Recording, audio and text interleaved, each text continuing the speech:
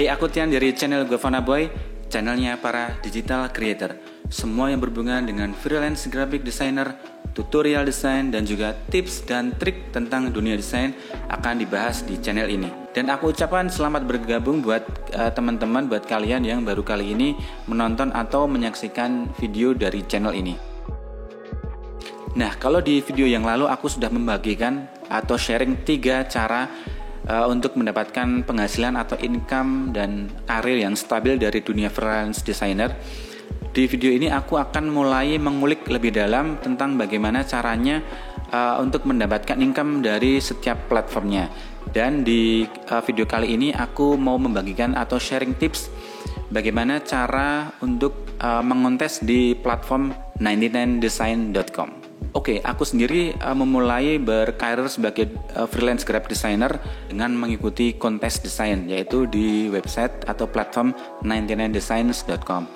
Aku membuat akun pertamaku di sekitar di bulan Juli 2015 dan sampai sekitar awal tahun 2019 aku ikut atau aktif di situs tersebut. Ya, ini teman-teman bisa lihat ya. Ini adalah akunku Govana Boy yang sekarang setelah beberapa tahun tidak aktif turun ke entry level. Sebenarnya sebelumnya aku sempat hampir mau masuk ke top level karena sudah mendapatkan emailnya atau email untuk di draft ke top level. Tapi karena mungkin aku lama enggak aktif atau lama tidak mengikuti kontes, atau mungkin juga karena ada peraturan yang berubah ya di platform tersebut, sekarang aku diturunkan ke entry level. Kalau kita lihat di sini ya, ini dia 10 Juli 2015 ya. Jadi aku membuat akun ini Juli 2015 dan selama itu aku sudah menghasilkan 77 kali kontes menang atau one contest, 127 kali runner up, 10 kali one on one project, dan 7 diantaranya adalah repeat clients. Dan ini adalah beberapa badge yang aku dapatkan dari memenangkan berbagai kontes. Di sini ada pernah menang di logo design, logo dan social media pack, logo dan brand identity pack, dan seterusnya. Ya, dan ini aku mendapatkan beberapa review dari klien-klien atau contest holder yang sudah lalu ya. Kalau misalnya kita asumsikan 77 kemenangan ini mendapatkan $190 ya. Kemudian dikalikan 77 kali kemenangan, aku mendapatkan $14.630 dari satu akun ini. Dan kalau kita kurs ke rupiah dengan kurs dolarnya 14.000, ya ini dia sekitar 204 juta rupiah dari satu akun ini. Nah, sebelum aku ngasih beberapa tips ini, aku mau ngasih disclaimer terlebih dahulu ya, bahwa tips-tips yang akan aku kasih ini bukan berarti langsung menjamin kalian atau teman-teman bisa memenangkan kontes atau perlombaan di 99design itu dengan instan atau dengan mudah.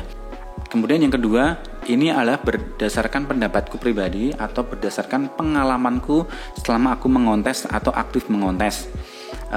Dan pendapat orang atau pengalaman dari desainer lain mungkin bisa berbeda. Jadi nggak apa-apa, it's okay. Kalian bisa tetap simak tips-tipsnya nanti. Oke, kita masuk ke tips yang pertama ya. Tips yang pertama adalah aku mengkategorikan logo desain ini menjadi 3 kategori. Ini adalah kategori yang aku buat sendiri. Yang pertama adalah concepted logo. Adalah logo simple yang eksekusinya itu sebenarnya cepat atau mudah, tetapi yang sulit atau yang rumit adalah bagaimana kita untuk mencari ide atau konsep di balik logo tersebut. Ya, ini dia. Ini adalah concepted logo dari kontes logo yang baru, yang saat video ini diambil ya, masih aktif. Ini dia ya. Salah satu dari ciri khas concepted logo adalah menggabungkan 2 elemen atau 2 kunci. Ya, di kontes logo sendiri ini menggabungkan antara maskot ini ya, owl atau burung ini dengan kaca pembesar. Ya, kita lihat entry selanjutnya. Ya, ini juga menggabungkan antara magnifying glass atau kaca pembesar dengan owl atau burung hantu ini. Ya, kita lihat entry selanjutnya. Ya, ini juga seperti itu ya. Terlihat di sini mendapatkan bintang 5. Ya, menggunakan konsep seperti ini. Kemudian ya, ini adalah concepted logo, contoh concepted logo yang kedua. Ya, ini dia kembali menggabungkan dua elemen atau dua kata kunci di sini, karena di sini mereka adalah di kontesnya ya, Beacon the next generation of public publisher. Beacon ini adalah kata kuncinya, kemudian game publisher adalah kata kunci yang kedua. Beacon ini kalau diartikan bahasa Indonesia seperti mercusuar ya, atau mungkin adalah lampu yang digunakan untuk menjadi pedoman. Nah, kemudian game publisher berarti ini adalah kontes logo untuk brand game. Dan ya, ini dia di entry yang mendapatkan bintang paling tinggi ya, 4 bintang adalah yang simple seperti ini, menggabungkan antara lighting seperti ini dan juga tombol controller ya, game controller. Ya, ini adalah salah satu ciri-ciri dari concepted logo, yaitu hanya sangat simple eksekusinya dan menggabungkan dua kata kunci atau dua elemen dari brief klien ya. Bisa diambil dari title-nya atau nama brandnya, atau bisa juga diambil dari briefnya. Nah, teman-teman juga harus membuka brief dan juga mempelajarinya, dan ambil kata kunci dari brief atau brand yang sedang teman-teman pelajari ini. Ya, yang di sini adalah kata kuncinya adalah light dan juga games. Yang kedua adalah art logo atau logo yang menitik beratkan kepada art. Ini adalah satu contoh dari art logo kontesnya. Ya, ini dia, terlihat seperti ini, cukup rumit cara membuatnya. Salah satu ciri-ciri art logo adalah lebih bagus ya, atau lebih craftsmanship-nya itu lebih bagus ketimbang concepted logo. Lebih detail ya. Ini dia contoh lainnya ya, ini dia gambar atau icon dari sapi ya, ini ya, atau buffalo-nya sangat detail sekali. Nah, kelemahan dari art logo ini adalah kita yang pertama, kita memerlukan waktu yang cukup lama untuk membuat desain pertamanya. Kemudian kelemahan yang kedua adalah saat klien memerlukan revisi atau meminta revisi, kita juga akan memerlukan waktu yang juga cukup lama untuk mengerjakannya. Nah, kelemahan yang ketiga, bagaimana kita lihat di sini, entry-entry yang masuk itu sangat atau similar sekali, atau mempunyai kemiripan yang banyak ya. Ya, seperti mungkin hanya stylenya saja, atau warnanya saja, atau mungkin directionnya saja, arahnya saja yang dibuat berbeda, fontnya saja, tetapi secara konsep ini sebenarnya sama ya. Kemudian yang ketiga, dari ketiga kategori logo yang aku kategorikan tadi adalah kategori logo yang bukan art dan juga bukan concepted logo. Contoh dari logo-logo seperti ini adalah yang paling mudah kalian temukan adalah logo real estate. Itulah logo-logo yang sangat generik, yang sangat mudah dijumpai dengan di mana-mana ya.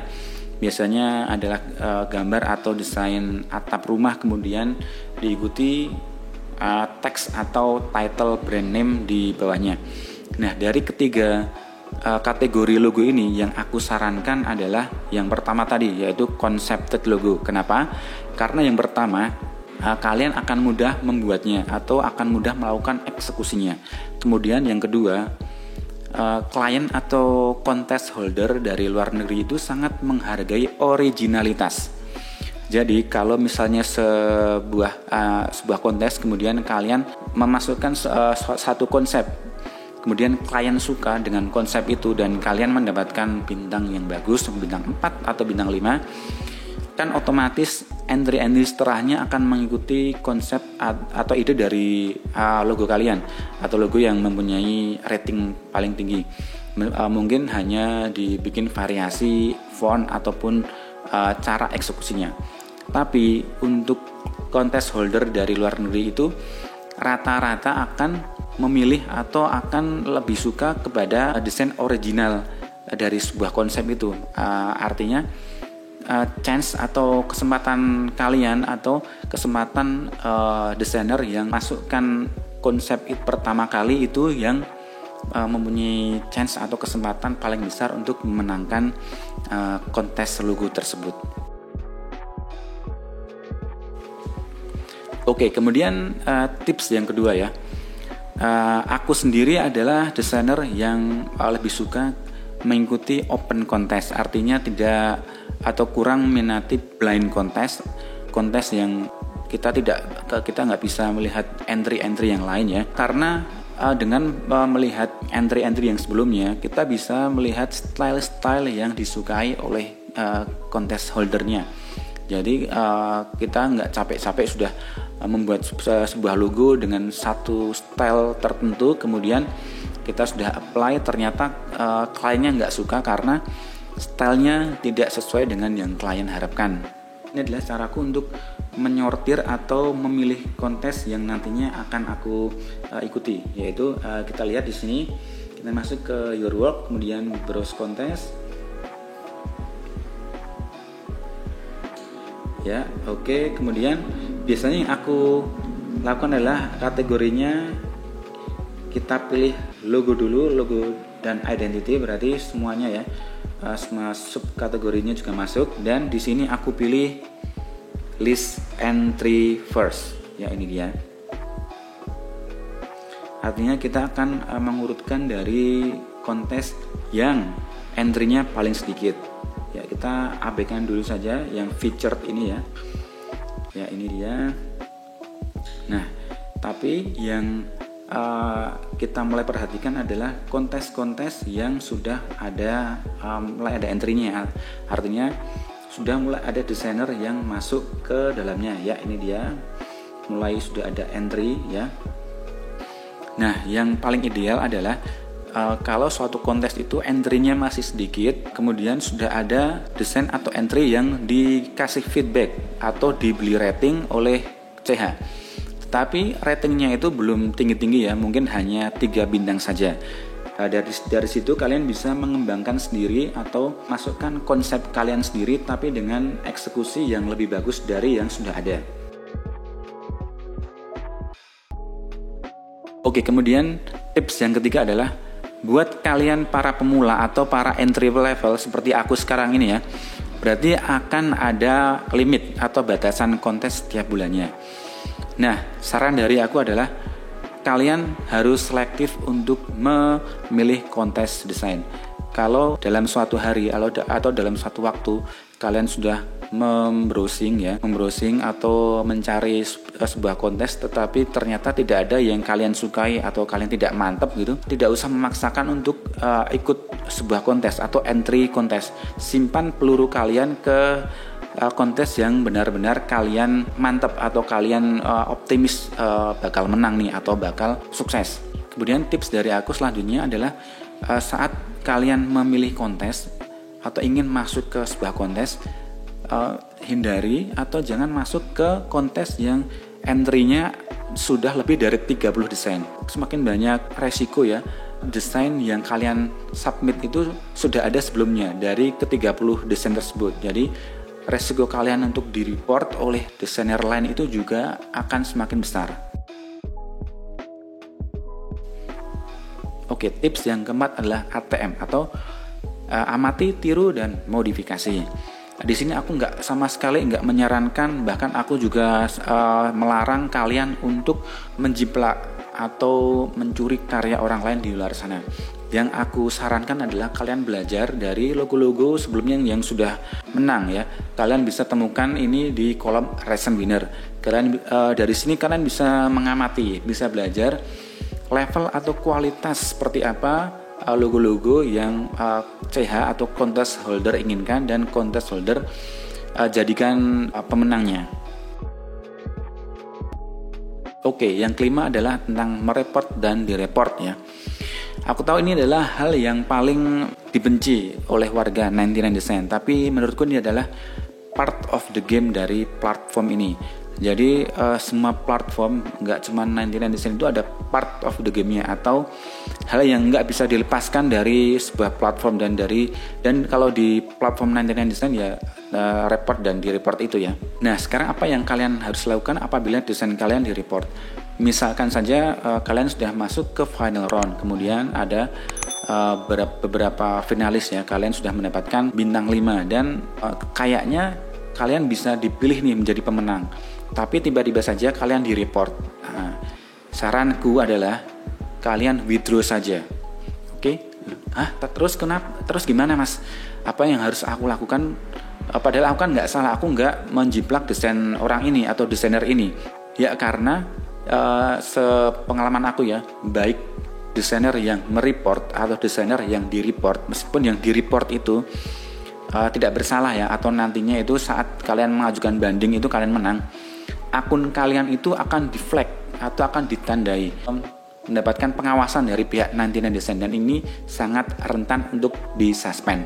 Kemudian yang bisa kalian lakukan setelah di-withdraw adalah kalian langsung kontak atau message CH-nya, contest holdernya. Jelaskan kenapa kalian mau withdraw desain kalian ya.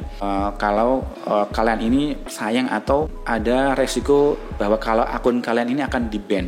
Dan kalau misalnya contest holdernya ini memang suka dengan desain kalian dan ingin memenangkan desain kalian, CH-nya yang akan mengontak atau menghubungi dari pihak 99 desainnya.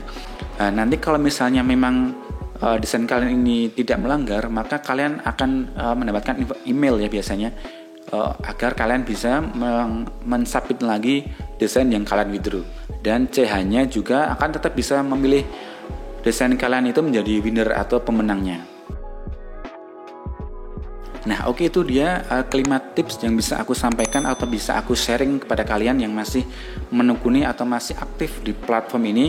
Ini adalah platform yang bagus ya untuk kalian bisa belajar dan juga bisa mendapatkan penghasilan yang besar dari kontes desain. Ya, seperti biasa, kalau video ini bermanfaat untuk kalian, jangan lupa untuk like, komen, dan subscribe. Share video ini ke sosial media kalian agar lebih banyak teman-teman di luar sana yang mendapatkan manfaat dari video ini. Dan terakhir, jangan berhenti untuk belajar dan jangan takut untuk berkarya. Tetap tekun, sabar, dan konsisten. Sampai ketemu di video selanjutnya. See you.